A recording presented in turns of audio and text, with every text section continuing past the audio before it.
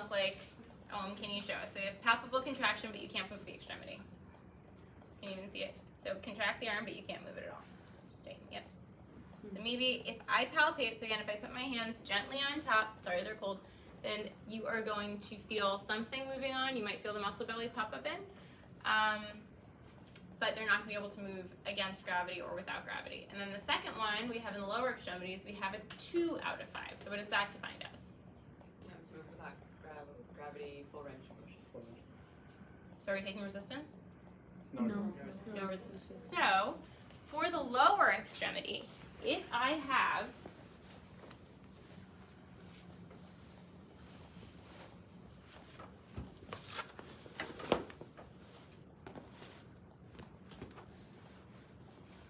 a 2 out of 5, what is my patient going to be able to do?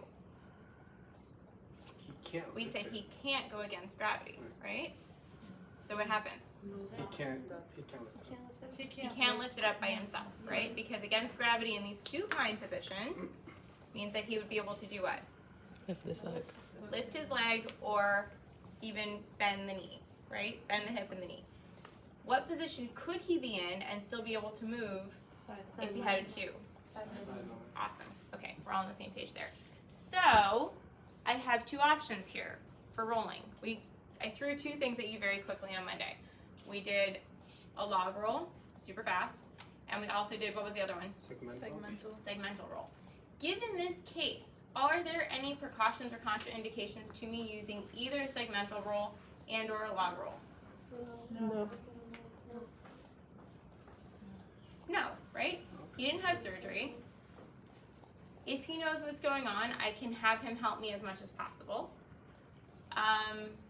But I can use either one. So either I can do whatever is easier for me, and it's going to depend on how much he's going to be helping me. However, in this case, is he really going to be helping me a ton? No. So what I'm going to do is I'm actually going to demonstrate both, but I want you to bear in mind and keep practicing the whole enchilada, because you guys have to practice the rolling with the body mechanics and your positioning. This is where you put the pieces together and your clinical thinking starts to come into place. Okay? And we're also going to talk about draping. Like that. So now you can remove your garment.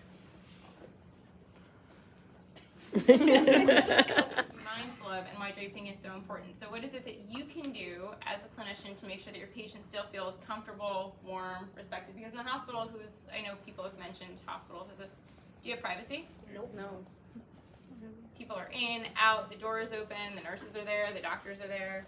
So what is it that you can do to help him feel more comfortable once he starts moving? A sheet, maybe? A sheet? Asking for a sheet? Yeah, you can actually either use another hospital gown or a sheet to keep him draped here.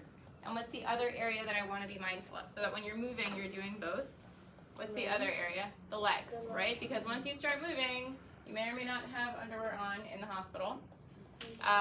So that's another area that you have to be mindful of when you're moving and people are walking in and out. All right, just I wanted to remind everybody about draping and touch on that. All right, sorry, you can come down. You can put this back on actually. So we'll do our demonstration.